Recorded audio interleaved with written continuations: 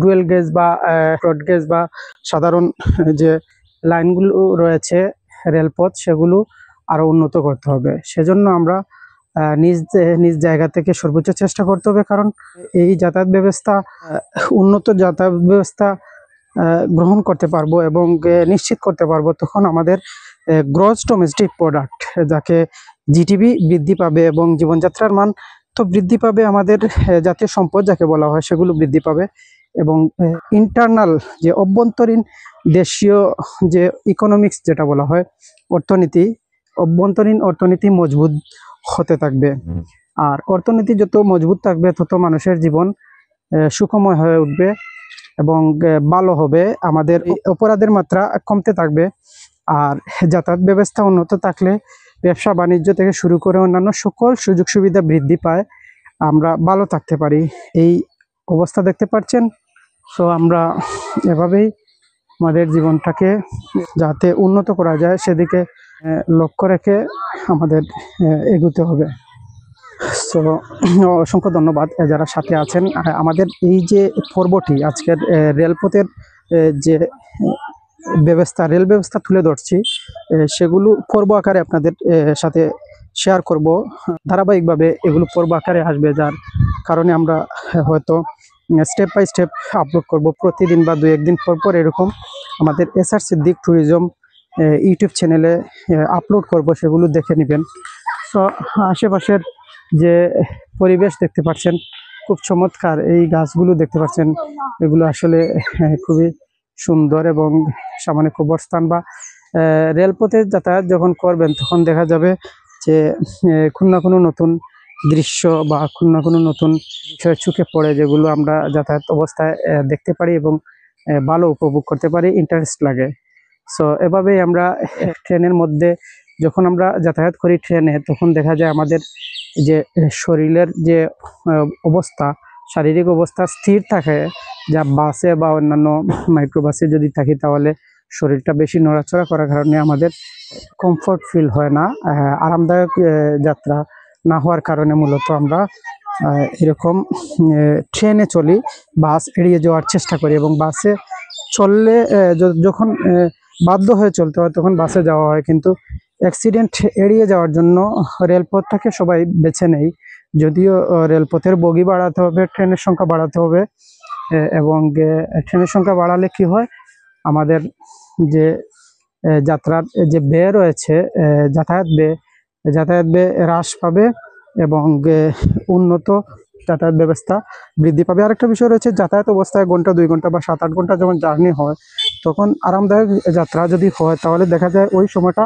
কাজে লাগানোর সুযোগ রয়েছে এই কারণে যে এখানে বই পড়া, পত্রিকা পড়া থেকে শুরু করে অসংখ্য মাধ্যম রয়েছে যেগুলোতে আমরা সময় ব্যয় করি, শিক্ষা গ্রহণ করি। সেই সময় দেখা যায় অনেকেই যারা ইউনিভার্সিটিতে পরীক্ষা দেওয়ার জন্য যান, ভর্তি হওয়ার জন্য বা চাকরির জন্য যারা পরীক্ষা দেওয়ার জন্য ঢাকা শহরে যান, তারা দেখা যায় ট্রেনের মধ্যে বই পুস্তক পড়েন, পত্রিকা পড়েন, বিভিন্ন শিক্ষণীয় ভিডিও দেখে থাকেন বা ব্রাউজিং করেন, নিউজ পড়েন বা অন্যান্য অনেক কিছু অনলাইন নিউজ পড়া থেকে শুরু করে নানাভাবে সময় ব্যয় করে থাকেন। সো এগুলো করতে গেলে আমাদের যাত্রা যদি সুসংগঠিত করতে পারি তাহলে ভালো হয়। সো প্রিয় দর্শক, দেখতে পাচ্ছেন আমরা এই যে পয়েন্ট কুলৌড়া উত্তরে পড়েছে, একটু হয়তো এখানে 30 সেকেন্ডের রাস্তা কুলৌড়া জংশন স্টেশন থেকে এখানে আসলে দেখতে পাচ্ছেন মূলত এই জায়গাটি সাধারণ গাড়ি ক্রসিং হয়।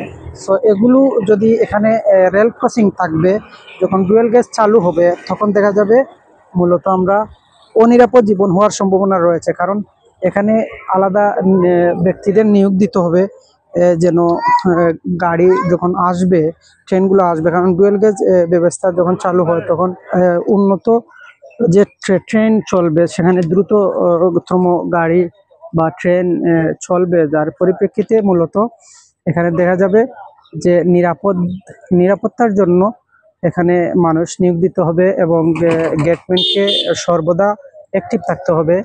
শুধু এখানে নয়, বাংলাদেশের প্রত্যেকটা জায়গায় গেটম্যানের যে অ্যাক্টিভিটি থাকার প্রয়োজন রয়েছে। সো এই যে ডুয়েল গেজ, বিশেষ করে ব্রড গেজের যে ট্রেনগুলো সেগুলো দেখা যাবে মূলত খুব দ্রুত আসছে এবং অনেক জায়গায় হয়তো দ্রুত চলার কারণে মূলত এগুলো ঝুঁকি থাকার কারণ রয়ে যাবে। সেজন্য এদিকে আমরা সচেতনতা বৃদ্ধি করতে হবে। জনসচেতনতা বৃদ্ধির পাশাপাশি যারা কাজ করবেন, ডিউটি করবেন, তারা যেন অ্যাক্টিভ থাকেন সর্বদা। এখানে অ্যাক্টিভ না থাকলে দেখা যাবে কোনো সময় অঘটন করতে পারে। তাছাড়া আমরা সামনে আশুরিঘাট যাব, সেখানে এই যে আশুরিঘাট, এখানে ব্রিজ দেখবেন এবং আশুরিঘাটের যে জায়গাগুলো দেখবেন, এই জায়গায় যে সাধারণ পথ রয়েছে, বাস বা সিএনজি, মাইক্রোবাস এগুলো চলে, এই রাস্তায় অ্যাক্সিডেন্টের মাত্রা বেশি। এই জায়গাটিতে অনেক অনাকাঙ্ক্ষিত ঘটনা ঘটে। সো এই জায়গাটি তুলে ধরার চেষ্টা করব। সো এখানে তুলে ধরবো এই কারণে, এখানে আকর্ষণীয় জায়গা, এখানে ইতিহাস ঐতিহ্য রয়েছে।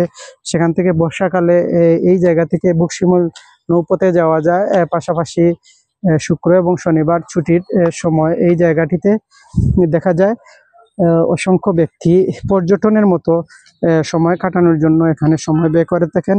বিকেলবেলা বা ছুটির সারাদিন এরকম এখান থেকে বিনোদনের মাধ্যমে সময় পাস করে থাকেন। সো পাশাপাশি অসংখ্য হাকালুকি হাওরের মাছ, তরতাজা মাছ ক্রয় করার সুযোগ থাকার কারণে, সেখানেও মানুষের জনসমাগমও থাকার কারণে মূলত এই জায়গাটা খুবই পপুলারিটি পাচ্ছে। সো এখানে অনেক সুন্দর একটা মসজিদ দেখতে পাচ্ছেন। সো চমৎকার এরকম অনেক অসংখ্য মসজিদ রয়েছে বাংলাদেশে। সো আমরা মসজিদ উন্নত করার পাশাপাশি আমরা নিজেরা আমাদের নিজেদের মন মানসিকতা উন্নত করার চেষ্টা করব, যাতে আমরা গ্রামের ফিতনা ফাসাদ, সমালোচনা, গীবত, বুহতান বলেন আর পরনিন্দা বলেন, এগুলো থেকে নিজেদের বিরত রাখার চেষ্টা করব, অন্যদের ভালো রাখার চেষ্টা করব। মসজিদ ভালো রাখতে হবে এবং মসজিদ ভালো রাখার পাশাপাশি শুধু মসজিদ না, নিজেদেরকে ভালো রাখার জন্য নিজেদের যে পাপগুলো রয়েছে, অপরাধ যেগুলো আমাদের দ্বারা অন্যরা ক্ষতিগ্রস্ত হন, সরাসরি বা প্রত্যক্ষ পরোক্ষ যেভাবেই হোক না কেন, সেখানে অন্য ব্যক্তিরা ক্ষতিগ্রস্ত হয়ে থাকেন, সেখানে যেন ক্ষতিগ্রস্ত না হন সেদিকে লক্ষ্য রেখে আমাদেরকে কাজ করতে হবে। সো এভাবে আমরা কাজ করলে আমাদের জন্য ভালো হয়। হয়তো ক্যামেরা কিছুটা নড়াচড়া করতে পারে, কারণ এখানে যে স্থান দেখতে পাচ্ছেন মূলত সাধারণভাবে ক্যামেরা করা হচ্ছে, যার কারণে কিছুটা নড়াচড়া করতে পারে। সিনারি কিভাবে আসছে বোঝা যাচ্ছে না। সো এই যে সবুজ শ্যামল পরিবেশ, এগুলো আমাদের জন্য খুবই চমৎকার এবং আমাদেরকে আনন্দ দেয়। এবং ট্রেনে যাতায়াত করতে দেখা যাবে মূলত এগুলোই আমরা উপভোগ করছি। সো এভাবেই আমরা আমাদের জীবন যাবে এবং আমরা কন্টিনিউ এরকম জীবনযাপন করে যাব এবং এগুলো উপভোগ করব। এবং এখানেই বিদায় নিচ্ছি। ভালো থাকুন, সুস্থ থাকুন। দ্বিতীয় পর্ব দেখার জন্য অসংখ্য ধন্যবাদ। তৃতীয় পর্বের জন্য অপেক্ষা